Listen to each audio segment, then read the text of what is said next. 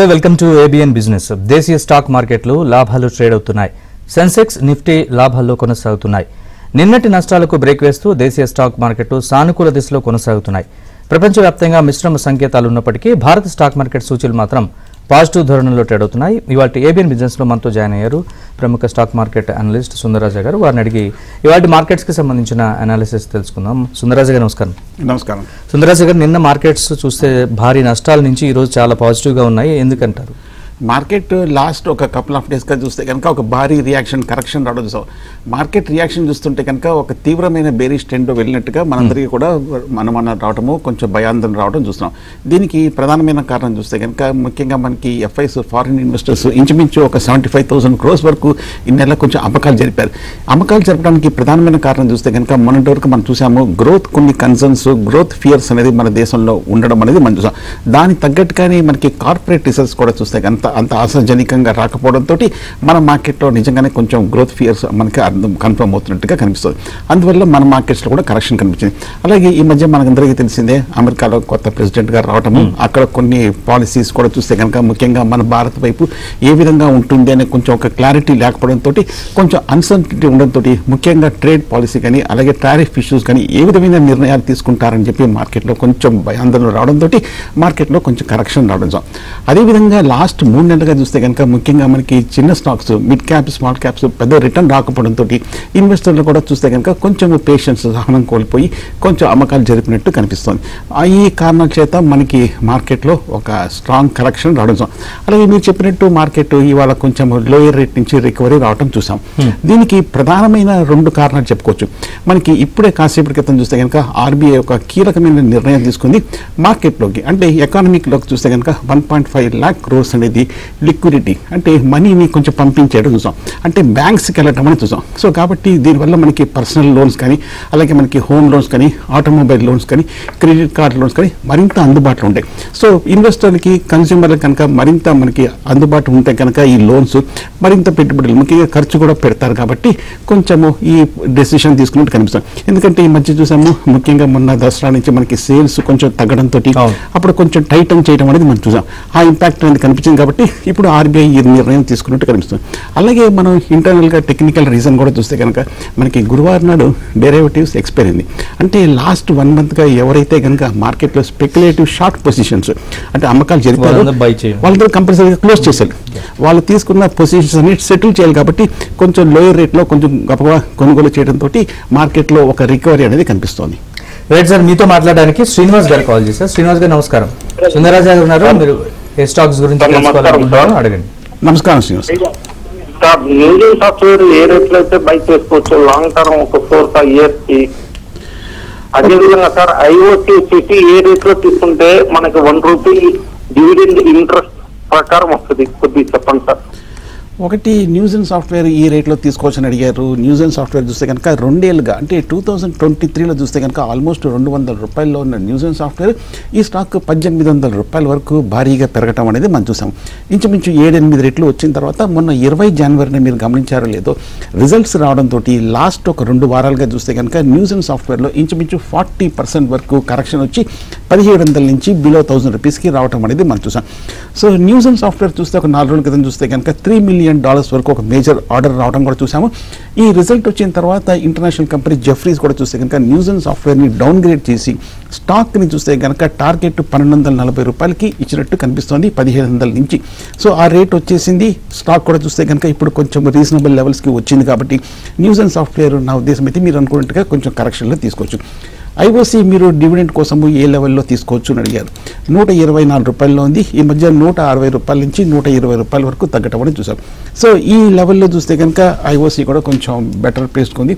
Dividend మంచి ఇచ్చే కంపెనీస్లో ఐఓసి ఒకటి, కోల్ ఇండియా ఒకటి, ఎన్టీపీసీ ఇవన్నీ కూడా. కాబట్టి ఇప్పుడు నేను అనుకుంటాము బహుశా ఈ 120 లెవెల్స్లో అటెంప్ట్ చేయొచ్చు IOC. Right sir, next caller Venkateshwar garu call చేశారు. వెంకటేశ్వర్ గారు నమస్కారం. ఏ స్టాక్స్ గురించి తెలుసుకోవాలనుకుంటున్నారు? నమస్కారం. ఒక 2 స్టాక్స్ గురించి దయచేసి చెప్పండి సార్. చెప్పండి. బిఎస్టీ ఇండస్ట్రీస్ ఒకటి, రెండోది సుజలాన్ ఎనర్జీ. ఈ 2 ఫ్రెష్ గా కొనుక్కోవచ్చా సార్? రెండు కూడా మంచి కంపెనీసే. విఎస్టీ ఇండస్ట్రీస్, వజీర్ సుల్తాన్ టొబాకో కంపెనీ చూస్తే కనుక ఈ మధ్య కాలంలో ఈ ర్యాలీలో 300 నుంచి ఆల్మోస్ట్ 500 రూపాయలకు పెరిగిన తర్వాత మళ్ళీ ఈ లాస్ట్ 6 నెలల క్రితం లో ఏదైతే ఉందో 300 రూపాయలకి మళ్ళీ ఈ విఎస్టీ స్టాక్ అనేది రావడం అనేది మనం చూస్తున్నాము. సో విఎస్టీ చూస్తే కనుక ఈ లెవెల్లో చూస్తే కనుక కొంచెం అట్రాక్టివ్ లెవెల్స్ 300 రూపీస్ ఇయర్లీ లో దగ్గర ఉంది. ఆల్మోస్ట్ లాస్ట్ 1 ఇయర్గా 300 రూపాయల దగ్గర ఈ 1930లో స్టార్ట్ అయిన విఎస్టీ ఇప్పుడు వాల్యుయేషన్స్ కూడా 22 టైమ్స్ వీళ్ళ ఎర్నింగ్స్ ఉంది కాబట్టి చీప్ లెవెల్స్లో ఉంది కాబట్టి మీరు అటెంప్ట్ చేయొచ్చు. అలాగే సుజలాన్ గురించి అడిగారు. సుజలాన్ కూడా మనకి లాస్ట్ 1 ఇయర్గా మనకి తెలిసిందే చాలా పాజిటివ్ డెవలప్మెంట్స్ రావడంతో పెరిగింది. కానీ ఈ మధ్య మళ్ళీ ఈ ర్యాలీలో మనకి ఈ 85 రూపీస్ నుంచి ఆల్మోస్ట్ 50 రూపాయల వరకు కొంచెం మంచి కరెక్షన్ రావడం అనేది మనం చూస్తున్నాం. సుజలాన్ 2 రోజుల క్రితం వచ్చిన వార్త చూస్తే కనుక 486 మెగావాట్ హైబ్రిడ్ విండ్ ఎనర్జీ ఒక మేజర్ ఆర్డర్ రావడం కూడా మనం చూస్తున్నాము. సో అలాగే మనకి డిసెంబర్లో కూడా చూస్తే కనుక 302 మెగావాట్స్ విండ్ పవర్ ప్రాజెక్ట్స్ కూడా బాగా రావడంతో ఈ స్టాక్ మళ్ళీ కొంచెం లోయర్ రేట్ నుంచి ఒక 10% వరకు ఆ 2-3 రోజుల్లో బౌన్స్ బ్యాక్ అవటం అనేది చూసాం. నేను అనుకుంటాము సుజలాండ్ పాజిటివ్గానే ఉన్నప్పటికీ స్టాక్ ఇంకా ఎక్స్పెన్సివ్గా ఉంది కాబట్టి ఓకే బిలో 50 దగ్గరే ఉంది కాబట్టి కొంచెం చిన్న డిప్లో మీరు సుజలాండ్ కూడా తీసుకోవచ్చు. Right sir. Next caller Srinivas garu. Srinivas గారు నమస్కారం. ఏ స్టాక్ గురించి తెలుసుకోవాలనుకుంటున్నారు అడగండి. అది అడికో స్టాక్ ఒకటి ఈపీఎల్ అండి. ఓకే హర్బన్ మీ డౌట్ ఏంటి సార్ వాటిలో? అడికో నేను బై చేశాను 2500కి. ఓకే, అది హోల్డ్ చేయమంటారా ఏంటి అలాగా? ఇప్పుడు ఎక్కువ తగ్గింది. ఓకే శ్రీనివాస్ గారు, హడ్కో మీరు హోల్డ్ చేయొచ్చు. ఎందుకంటే లాస్ట్ 3-4 ఏళ్ళుగా చూస్తే కనుక ఈ స్టాక్ ఆల్మోస్ట్ 40 రూపాయల నుంచి 350 రూపాయల వరకు 8 రెట్లు పెరిగిన స్టాక్ హడ్కో.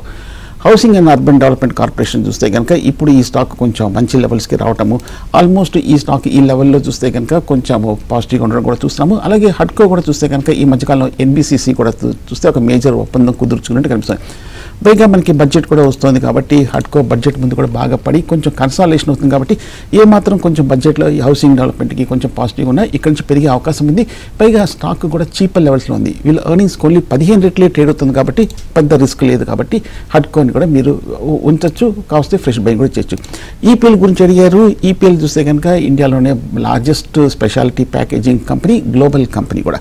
ఈ స్టాక్ చూస్తే కనుక 210 రూపాయల దగ్గర ట్రేడ్ అవుతుంది. ఈ మధ్య 260 రూపాయల నుంచి పడిన విషయం కూడా మనకు తెలిసింది. ఈ ఈపీఎల్ నా ఉద్దేశం అయితే ఓకే కొంచెం ఓవరాల్గా పాజిటివ్గానే ఉంది కాబట్టి టెక్నికల్గా కూడా ఈ లెవెల్లో సపోర్ట్ ఉంది. అలాగే ఫారిన్ ఇన్స్టిట్యూషన్స్ కూడా లాస్ట్ 1 ఇయర్గా తమ స్టేక్ను కూడా 10 నుంచి 15% వరకు పెంచుకున్నారు కాబట్టి సో నా ఉద్దేశం అయితే ఫండమెంటల్గా బాగానే ఉంది కాబట్టి ఈపీఎల్ కూడా ఆల్మోస్ట్ 250 కోట్లు నెట్ ప్రాఫిట్స్ ఈ ఏడాది ప్రకటించింది కాబట్టి ఈపీఎల్ కూడా మీరు తీసుకోవచ్చు. రైట్. సుందర సార్, జనరల్గా మనకి బడ్జెట్ ఉంది February 1st. బడ్జెట్కి ముందు మార్కెట్స్ ఎలా ఉంటాయి?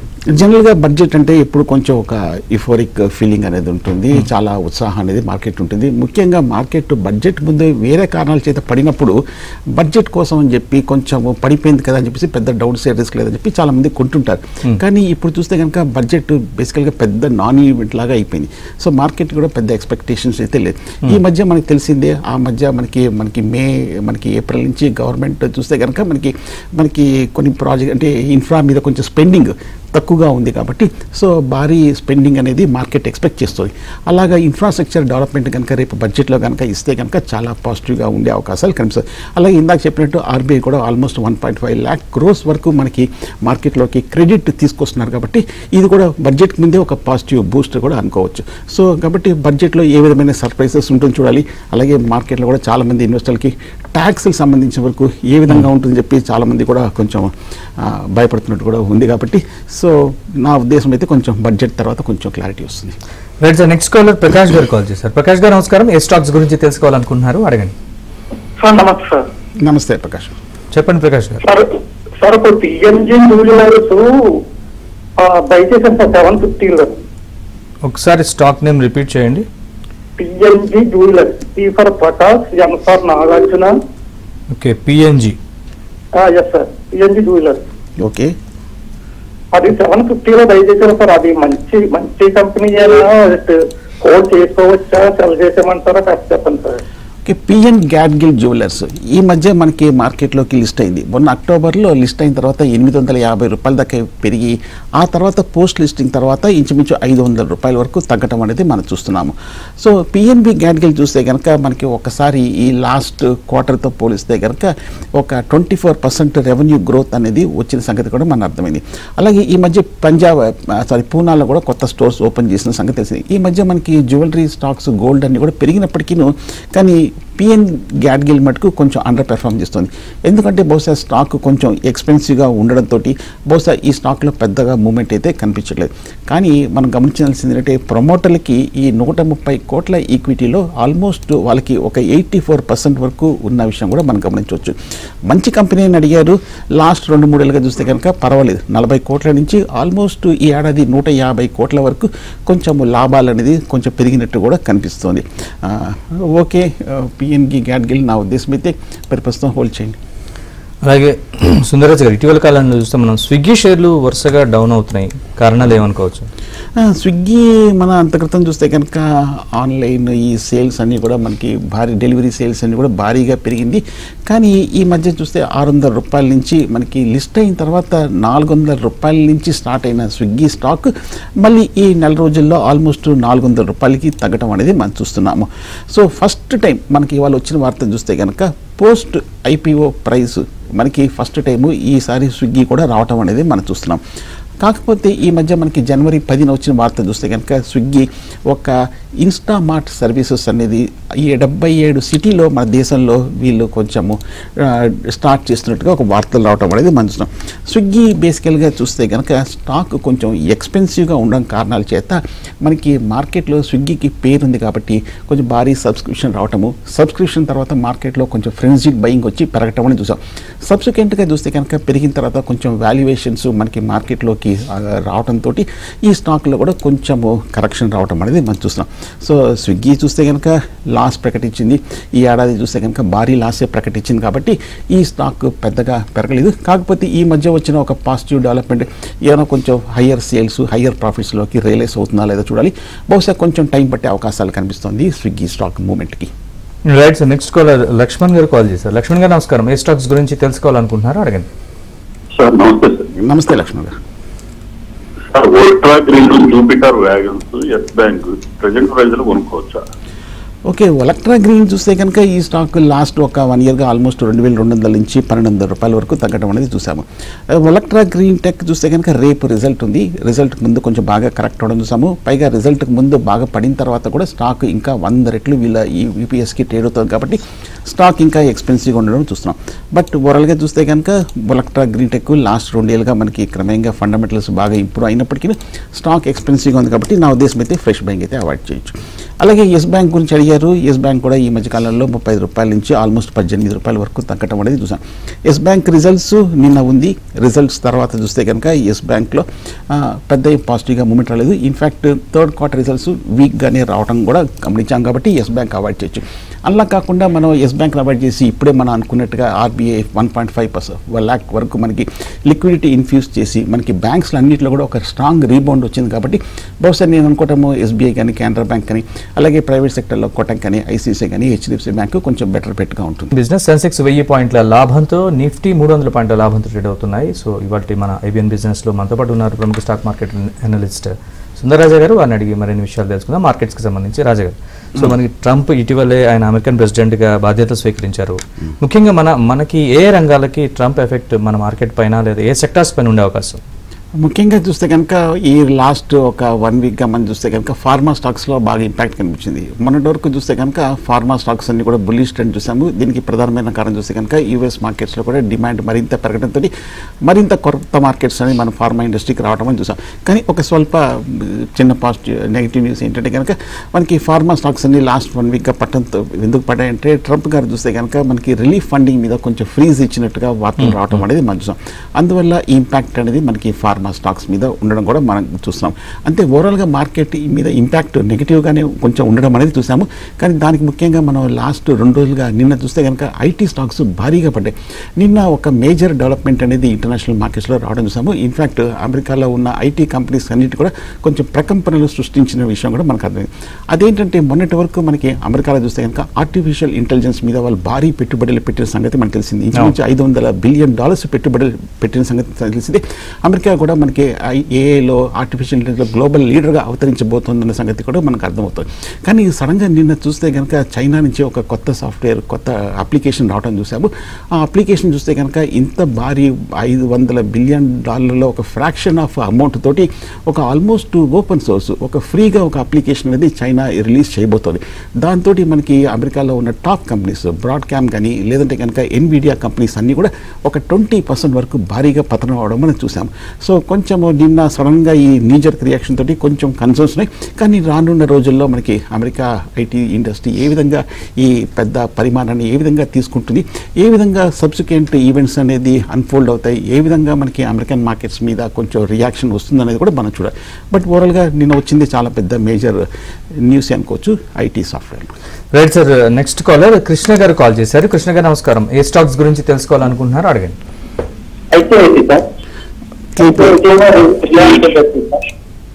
ఐసిఐసిఐ ఒకటి మొదటి స్టాక్, రెండో స్టాక్ ఏంటి మీ డౌట్ ఏంటి ఆ రెండిట్లో?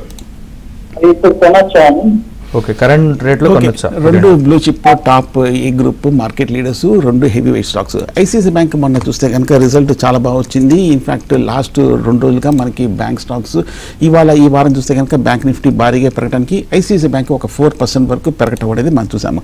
అంతేకాకుండా ఇవాళ ఒక అరగంట క్రితం వచ్చిన న్యూస్ చూస్తే కనుక ప్రముఖ బ్రోకింగ్ సంస్థ మోతీలాల్ ఓస్వాల్ ఈ స్టాక్ తీసుకోవచ్చని $1,750 వరకు వెళ్ళే అవకాశాలు ఉన్నట్టుగా ఒక టార్గెట్ ప్రైస్ ఇచ్చినట్టు కూడా కనిపిస్తుంది. కాబట్టి మీరు అనుకున్నట్టుగా ఐసిఐసిఐ బ్యాంక్ కూడా తీసుకోవచ్చు. రిలయన్స్ ఇండస్ట్రీస్ కూడా చూస్తే కనుక లాస్ట్ 2-3 వారాల క్రితం చూస్తే కనుక ఈ స్టాక్లో రిజల్ట్స్ రావడం చూసాము. 16 జనవరి రిజల్ట్ వచ్చిన వారం కూడా ఒక స్టాక్లో ఒక మంచి రికవరీ కూడా కనిపించింది. సో నా ఉద్దేశం అయితే 1200 దగ్గర కొంచెం సపోర్ట్ ఉంది కాబట్టి ఈ మధ్య స్టాక్ 1600 నుంచి పడి కొంచెం ఈ లెవెల్లో స్టెబిలైజ్ అవుతున్నట్టు కనిపిస్తుంది. కాబట్టి ఓకే, కొంచెం లాంగ్ టర్మ్ పాయింట్ ఆఫ్ వ్యూలో రిలయన్స్ ఇండస్ట్రీస్ 1600 దగ్గర కొంచెం రీజనబుల్ ప్రైస్లో ట్రేడ్ అవుతున్నట్టుగా అర్థమవుతుంది. అలాగే నెక్స్ట్ కాలర్ ఉన్నారు సార్, చెన్నకేశ్వర్ గారు కాల్ చేశారు. చెన్నకేశ్వర్ గారు నమస్కారం. ఏ స్టాక్స్ గురించి తెలుసుకోవాలనుకుంటున్నారో అడగండి. Good afternoon sir. Good afternoon Chennakeshwar గారు. యూనిపార్ట్స్ అండ్ సోలార్ యూనివర్స్ గురించి తెలుసుకోవాలనుకున్నాను సార్. ఈ సార్ ఒకసారి రిపీట్ చేయండి. యూనిపార్ట్స్ and solar universe sir. Solar universe. Okay, యూనిపార్ట్స్ and solar universe. Okay, యూనిపార్ట్స్ India ఈ మధ్యకాలంలో లాస్ట్ 2-3 వారాలుగా చూస్తే కనుక $450 నుంచి $300 వరకు ఒక 30% వరకు బాగా రియాక్ట్ అవడం అనేది చూస్తాం. బేసికల్గా వీళ్ళు ఆటోమొబైల్ కాంపోనెంట్స్ తయారు చేసే కంపెనీ. ఈ స్టాక్ చూస్తే కనుక బేసికల్గా ఆటోమొబైల్ సేల్స్ కనుక బాగా పెరిగినప్పుడు ఆటోమేటిక్గా యూనిపార్ట్స్ కూడా పెరగడం అనేది చూస్తున్నాం. ఇప్పుడు ఈ స్టాక్ చూస్తే కనుక వాల్యుయేషన్స్ బిలో 20కి వచ్చింది, చీపెస్ట్ లెవెల్లో ట్రేడ్ అవుతుంది. కాబట్టి నా ఉద్దేశం అయితే యూనిపార్ట్స్ ఒకవేళ ఫ్రెష్గా తీసుకోవాలంటే తీసుకోవచ్చు. ఈ ఏడాది చూస్తే కనుక 1100 కోట్ల వరకు వీళ్ళు రెవెన్యూస్ పోస్ట్ చేశారు, 125 కోట్ల వరకు లాభాలు ప్రకటించారు. అందులో ఒక 11% వరకు వీళ్ళకి మార్జిన్స్ కూడా మిగలటం అనేది మనం చూస్తున్నాం. సో మంచి కంపెనీ కాబట్టి మీరు హోల్డ్ తీసుకోవచ్చు. అలాగే సూలా వైనాన్స్ కూడా చూస్తే కనుక ఈ లిక్కర్ కంపెనీ ఆల్మోస్ట్ $700 నుంచి $320 వరకు బాగా పడింది. సూలా వైనాన్స్ రిజల్ట్స్ కూడా మనకి ఆల్మోస్ట్ 6th ఫిబ్రవరిన ఉంది. సో వాల్యుయేషన్స్ కూడా చూస్తే కనుక అట్రాక్టివ్గానే ఉంది. వీళ్ళు బేసికల్గా ఈ లోకల్ ఈ భారత్లోనూ అలాగే ఇంటర్నేషనల్ మార్కెట్స్లో కూడా ప్రొడ్యూస్ చేస్తూ ఎక్స్పోర్ట్ చేస్తున్న ఒక పెద్ద company, Mumbai based company Sula vineyards. So okay, నా ఉద్దేశం అయితే బాగానే ఉంది. ఆల్మోస్ట్ 600 కోట్ల వరకు సేల్స్ ఉన్న కంపెనీ. ఓకే, అటెంప్ట్ చేయొచ్చు. అలాగే సుందరాజ్ గారు, ఇటీవల కాలంలో మనం చూసాం డాలర్ బాగా స్ట్రెంథన్ అవుతుంది. ఎందుకని, దాని కారణాలు ఏమనుకోవచ్చు? మన రూపాయి ఎందుకని డౌన్ అవుతుంది? బేసికల్గా చూస్తే కనుక డాలర్ పుల్అవుట్. ఎందుకంటే ఈ మధ్య చూస్తే కనుక ఎఫ్ఐస్ అక్టోబర్ నుంచి మార్కెట్లో అమ్మకాలు జరపడం అనేది మనం చూసాము.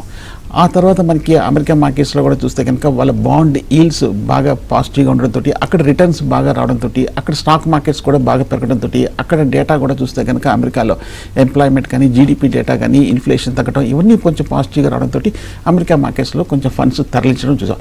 పైగా అంతక్రితం చూస్తే కనుక మన మార్కెట్స్ కూడా మనం ఎప్పుడు వాల్యుయేషన్స్ గురించి చెప్తాం కాబట్టి ఎప్పుడు మనం గమనిస్తే సెప్టెంబర్ అక్టోబర్లో India Indian stock market valuations highest లెవెల్స్లో ఉంది, ఆల్మోస్ట్ 25 ఎక్కడో పీఈలో ఉంది. కాబట్టి సో ఆటోమేటిక్గా కొంచెం ఆ ఇన్వెస్టర్లు వాళ్ళు ఎక్స్పెన్సివ్ స్టాక్స్లో ఉండరు కాబట్టి కొంచెం హై లెవెల్లో అమ్మకాలు జరపడం చూసాం.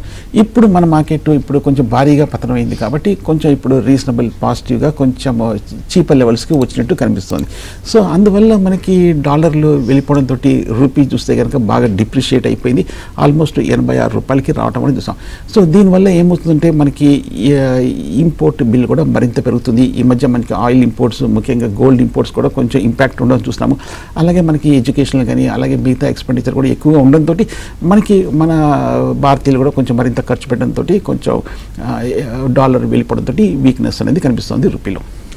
Right sir, next caller Krishnamurthy గారు కాల్ చేశారు. కృష్ణమూర్తి గారు నమస్కారం. ఏ స్టాక్స్ గురించి తెలుసుకోవాలనుకుంటున్నారు? నమస్కారం సార్. నమస్కారం కృష్ణమూర్తి, చెప్పండి సార్, ఏ స్టాక్స్ గురించి తెలుసుకోవాలనుకుంటున్నారు? INOX wind sir, INOX wind నేను హైలో కొన్నా సార్, 261లో కొన్నా. ఓకే, అది చాలా పడిపోయింది సార్, ఏం చేయాలి అసలు టెన్షన్ అయిపోతుంది సార్. మీరు చెప్పినట్టుగా కృష్ణమూర్తి గారు 260 రూపాయలు అంటే ఇది హైయెస్ట్ ప్రైజు మొన్న సెప్టెంబర్లో వచ్చిన రేటు. ఐనాక్స్ విండ్ చూస్తే కనుక లాస్ట్ ఇయర్ ఆల్మోస్ట్ 25 రూపాయల నుంచి 250 రూపాయలు అంటే 10 రెట్లు పెరిగిన తర్వాత మీరు హైయెస్ట్ ప్రైస్లో తీసుకున్నారు. మీరు కొనక ముందు చూస్తే కనుక రిజల్ట్స్ కూడా బాగా నెగిటివ్గా వచ్చింది 9th ఆగస్టు. ఆ తర్వాత నేను కొనిన తర్వాత కూడా 25th అక్టోబర్న రిజల్ట్స్ కూడా 2 క్వార్టర్లు నెగిటివ్గా రావడం చూసాం. ఎప్పుడైతే 90 crores వచ్చింది సార్ ప్రాఫిట్. ఎప్పుడు ప్రాఫిట్ వచ్చింది? మొన్న పోయిన క్వార్టర్లో వచ్చిందండి. బట్ కానీ మనకి ఓవరాల్గా మనకి మార్కెట్ అయితే కొంచెం డిసప్పాయింట్ అయింది. ఆ స్టాక్ చూస్తే కనుక మనకి మొన్న అక్టోబర్లో రిజల్ట్ వచ్చిన తర్వాత ఈ స్టాక్ 230 రూపాయలు ఉంది. ఆ రిజల్ట్ వచ్చిన తర్వాత 230 నుంచి 125 రూపాయల వరకు పడింది సార్. బట్ అయినప్పటికీ ఐనాక్స్ విండ్ చూస్తే కనుక విండ్ ఎనర్జీలో ఉన్నారు. ఈ స్టాక్ కొంచెం 125 రూపాయలకి బాగా తగ్గటం అని చూసాము. ఈ మధ్య మనకి రేటింగ్ ఏజెన్సీ ఐసీఆర్ఐ చూస్తే కనుక ఐనాక్స్ విండ్కి ఒక రేటింగ్ అప్గ్రేడ్ ఇచ్చినట్టు కనిపిస్తుంది. అలాగే ఇంటర్నేషనల్ కంపెనీ సెరంటికా రెన్యూబుల్స్ కూడా చూస్తే కనుక వీళ్ళు విండ్ టర్బైన్స్ సప్లై చేస్తున్నట్టుగా ఒక మేజర్ ఆర్డర్ కూడా రావడం కూడా చూస్తున్నాం. సో ఎనర్జీ సెగ్మెంట్లో ఉన్నారు కాబట్టి నా ఉద్దేశం అయితే మీరు ప్రస్తుతం ఐనాక్స్ విండ్ని హోల్డ్ చేయండి. Right sir, next caller Satish call చేశారు. సతీష్ గారు నమస్కారం. ఏ స్టాక్స్ గురించి తెలుసుకోవాలనుకుంటున్నారు? అడగండి. నమస్తే అండి. నమస్తే సార్, చెప్పండి. నమస్తే సతీష్, చెప్పండి సార్, ఏ స్టాక్స్ గురించి తెలుసుకోవాలనుకుంటున్నారు? అనంతరాలు 15% లాస్ట్ ఉన్నా తీసుకోగలుగుతారా? తగ్గుతుందా సార్? మీ వాయిస్ డిస్టర్బెన్స్ గా ఉంది, స్టాక్ నేమ్ మళ్ళీ రిపీట్ చేయండి. ఈపాక్ డ్యూరబుల్స్ ఒకటి, అనంతరాలు ఒకటి.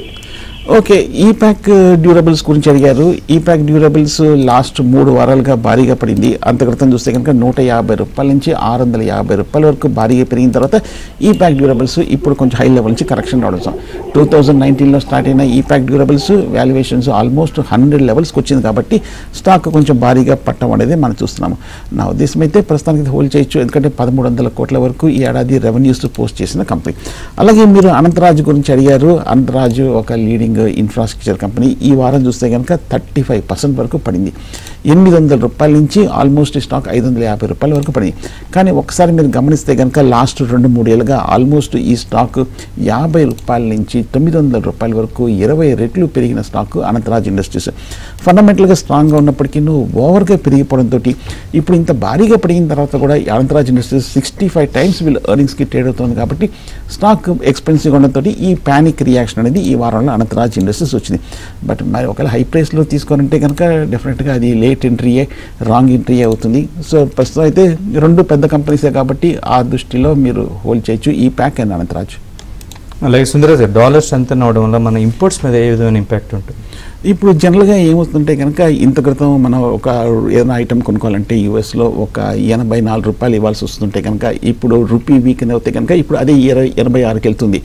కొన్ని డాలర్లు అయితే పర్వాలేదు, కొన్ని మిలియన్స్ బిలియన్స్ ఉన్నప్పుడు ఆ ఇంపాక్ట్ అనేది ముఖ్యంగా కంపెనీస్కి చాలా మేజర్ ఇంపాక్ట్ అనేది వాళ్ళ బ్యాలెన్స్ షీట్, వాళ్ళ ప్రాఫిట్ అండ్ లాస్ అకౌంట్ మీద కూడా పడుతుంది.